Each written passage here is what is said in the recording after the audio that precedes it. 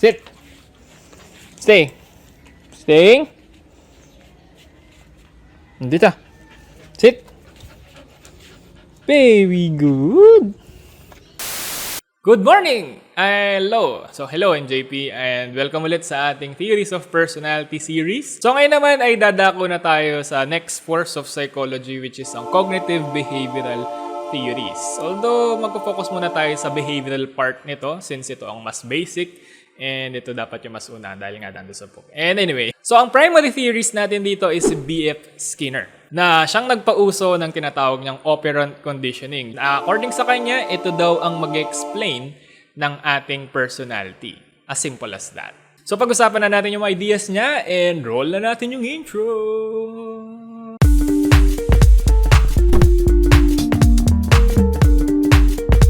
So kung ang psychoanalysis ay na-develop para sa pagtitreat ng mga taong may psychopathology, and then ang humanistic perspective naman is na-develop in response sa masyadong negative na view ng psychoanalysis sa humanity, ang behaviorism naman is partly na-develop dahil sa insecurity ng psychology. Specifically, sa insecurity niya about sa kanyang identity as a science. So you see, back then, hindi nila tanggap masyado ang psychology as a science. Parang marami nagsasabi, pseudoscience lang ang psychology. Why? Because ang mga concepts na pinag-aaralan natin dito sa psychology, way back sina Freud tsaka sina Rollo May, is very speculative. Masyadong abstract to the point na hindi sila pwedeng ma-observe scientifically speaking. Kumbaga, hindi sila empirical, hindi sila objective. So, in other words, unfalsifiable yung mga concepts natin like defense mechanism, needs, motivation, and so on. Ang hirap nilang investigate. So, ang sabi ng mga psychologists na sobrang frustrated na sa abstraction ng field natin at sa pambubuli essentially ng mga tao sa psychology is that kailangan na natin layuan yung mga theories na hindi empirical, masyadong abstract, masyadong speculative. So, mag-focus tayo sa side ng psychology na mas observable, na pwedeng i-lend ang sarili niya into scientific scrutiny. And ano yung side ng psychology na to? So, dyan papasok yung mga behaviors. So, ang behaviors, unlike yung mga nauna nating concept, is something that everyone can observe objectively. At pwede rin siyang i-measure, actually. So, for example, ang smiling, pwede nating makita ang tao kung nag-smile siya. For example, yung kanyang gumaganon. That is smiling. And then, pwede nating i-measure yung kanyang smiling. For example, ilang segundo siya nag-smile. Or ilang beses siya nag-smile. Unlike yung needs na paano ma-measure yung needs? Kaya naging sobrang appealing ng behaviors sa mga psychologists back then kasi nga parang ito na yung kasagutan sa mga dasal nila na i-accept ang ating field as a science. And kung maalala ninyo, ang definition natin sa personality or sa traits is a collection of specific behaviors or pattern of specific behaviors.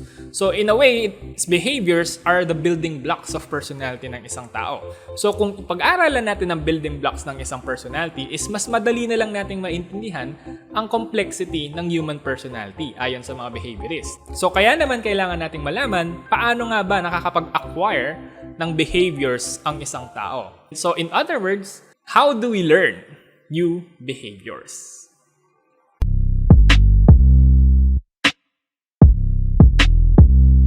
So according sa mga behaviorists, may two ways on learning new behaviors. The first one is ang classical conditioning na pinauso ni Ivan Pavlov and ni John B. Watson. So, sa classical conditioning, merong dalawang components ang model na to, ang stimulus and then ang response. So, sa accidental experiment ni Ivan Pavlov na meron siyang dogs tsaka yung food niya, no? So, in this case, yung food is ang stimulus and ang response na ini-elicit niya sa mga dogs is ang salivation. So, ang food by nature is gustong-gusto ng mga aso, so it naturally elicits some response. Kaya ang tawag sa food is a unconditioned stimuli. Now, sa classical conditioning is ang gagawin natin is i-prepare natin ang unconditioned stimuli sa isa pang stimuli na neutral.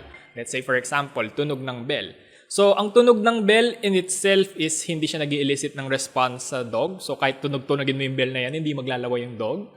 Pero, kapag i-prepare natin ang tunog ng bell at saka ang food, every time na ibibigay natin siya sa dog, is that i-associate ng aso yung tunog ng bell dito sa food. So kapag inulit-ulit natin na i-pair yung dalawang stimulus na to, is eventually is ma-associate na ng aso yung dalawang stimulus sa isa't isa. So kapag nakita niya yung food or naamoy niya yung food, alam niya na may tunog na ng bell dyan. And vice versa. So kapag narinig niya na yung tunog ng bell, mataas ang chance na magsasalivate siya. Why? Kasi nakondisyon na siya na kapag nandyan ang bell, nandyan din ang food. So, ganyan ang classical conditioning. Na-learn ng aso na i-associate yung dalawang stimuli. And humans are also like that. So, kung maalala nyo, nung bata tayo, excited na excited tayo pag pupunta tayong Jollibee or McDo. Kasi na-associate natin ang pagpunta sa mga fast food chains na yun sa pakikipaglaro natin sa ibang bata dun sa sliding playground nila. Diba? So, excited na excited tayo kapag sasabihin ng mga magulang natin na pupunta tayong Jollibee after natin magsimba or something like that. Na-associate kasi natin. No? Although yung classical conditioning is pwede rin may apply sa mga hindi gaanong kagandahan na associations like phobias. Especially sa mga phobias natin sa mga neutral stimuli. So let's say for example, may isang tao na may dull phobia. So ang dull in itself is neutral. Hindi naman siya katulad ng snake or ng spider na pwede kang kagatin at pwede kang mamatay or pwede kang mag-suffer along the way.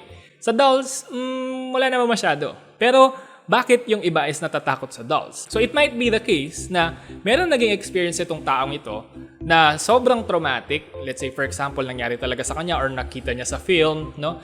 And then kasama ng traumatic experience na yun is yung doll. So in a way, na-associate niya yung doll dun sa traumatic experience na yun. Kaya pag nakakita siya ng doll, kahit yung doll lang, nanginginig siya, natatakot siya kasi nga na-associate niya dun sa traumatic experience. So in other words, the person learned how to fear the doll.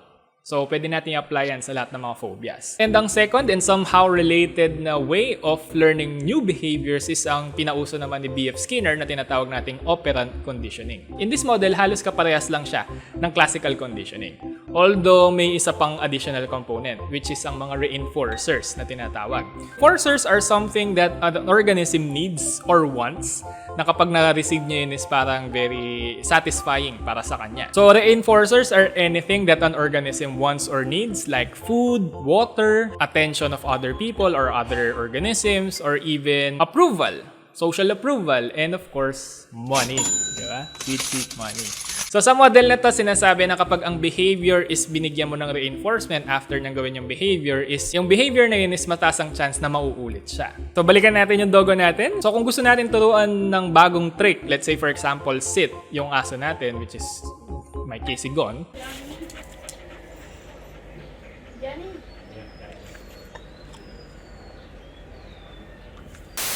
Kailangan nating i-reinforce sa kanya yung behavior na sit. So, paano natin i-reinforce sa kanya yung sitting behavior?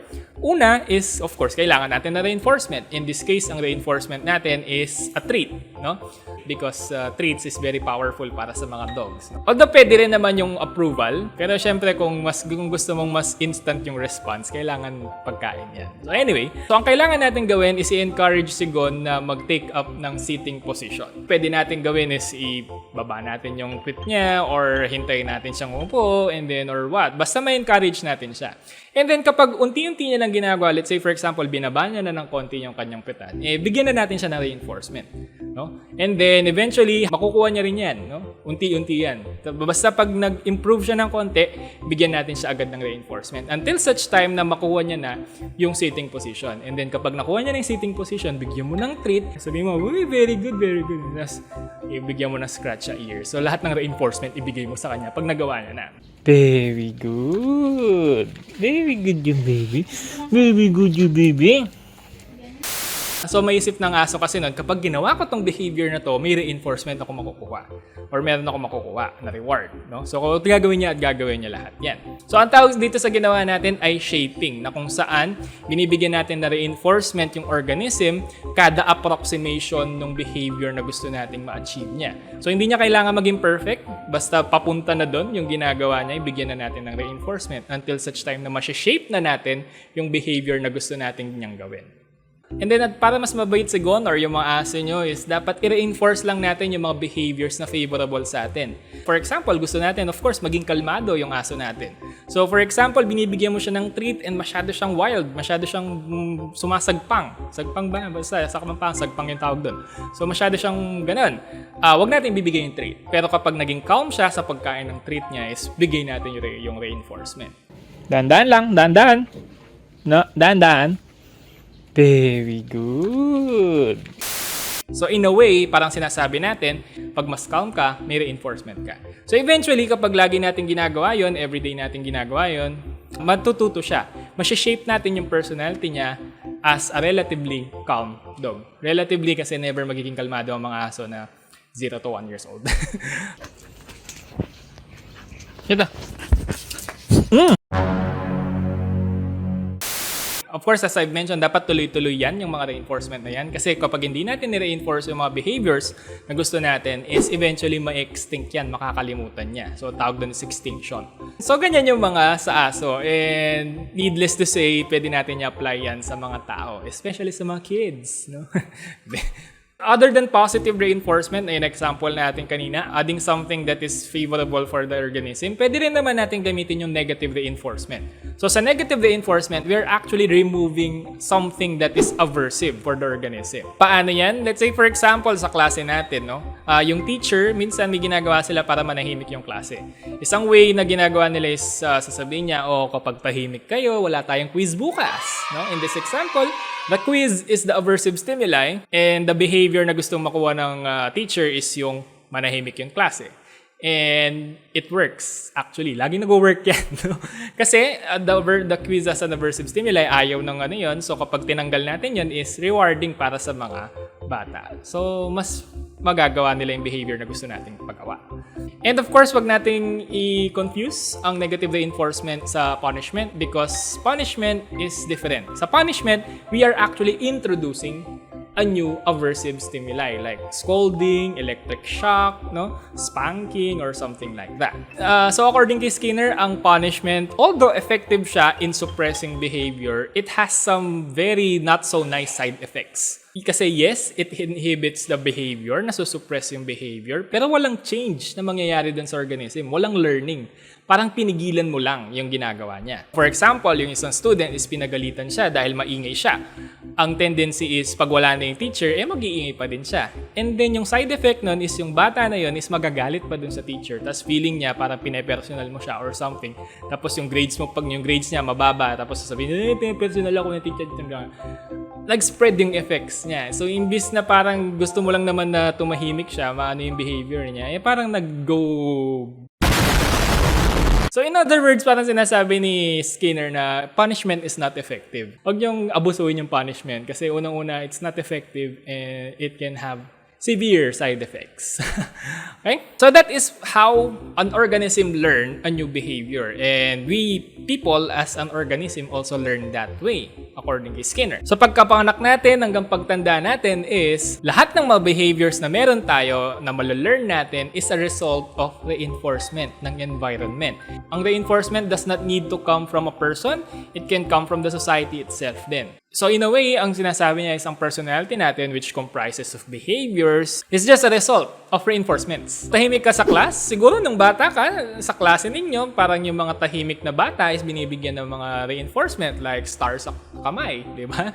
O kaya naman, maingay ka sa class, siguro na-reinforce yan ng bata ka kasi pag na maingay ka is mas pinapansin ka ng mga tao kasi gusto mo yung attention, that is reinforcing for you. Kinakagat mo lagi yung daliri mo, well, na-reinforce ka kasi pag anxious ka and then kinagat mo yung daliri mo, nawawala yung anxiety, yung aversive stimuli. So, negatively reinforced ka. So, in other words, we are just a product of our environment. So, ang natitirang way para makontrol natin yung sarili natin is to actually control the environment. Kung kokontrol natin yung mga nasa paligid natin, mas makokontrol natin yung sarili natin. Kung napapansin mo na nare-reinforce ka ng mga vouchers of Shopee and Lazada sa phone mo, di uninstall mo na yung mga apps na yan sa phone mo para hindi ka matukso at maubos ang laman ng wallet mo. O kaya naman, pag nag-grocery ka, ayaw mong mag-overspending or bumili ng mga bagay-bagay na hindi mo naman kailangan, o di magdala ka ng konting pera, nadidistract ka kapag nagre-review ka. So, tanggalin mo yung reinforcer ng distraction, which is ang phone mo. Itapon mo yan, okay? Tago mo. Although malaking problema ngayon yan kasi online class, sa phone halos lahat nagre-review and sa phone halos lahat nag-aaral. Kaya medyo naiintindihan ko kung bakit talagang nahihirapan yung mga students since distracting nga talaga ang phone. Even adults are guilty of that. Kaya okay, wag alala. Ganyan talaga. So sa theory na to, kung mapapansin nyo, na-diminish yung role natin as a person who controls the environment into a person that is being controlled by the environment. That is radical behaviorism. We're just a product of the enforcement of the environment. Yan ang theory ni B.F. Skinner. So ayan, napag-usapan natin yung radical behaviorism ni Skinner, and I hope hindi kayo masyado na-traumatize sa kanyang theory na very hardcore. Kasi radical nga, di ba? So anyway, I hope you enjoyed and may natutunan kayo dito sa video natin. And huwag niyo kalimutan i-like and i-share niyo na to sa mga friends niyo na produkto din ng reinforcement. No? And if di pa kayo nakasubscribe, please subscribe na for more content like this. And I will see you next week. So, yun na muna sa ngayon, and hanggang sa muli. Bye-bye. Bye-bye. Nakakati na naman ilong ko.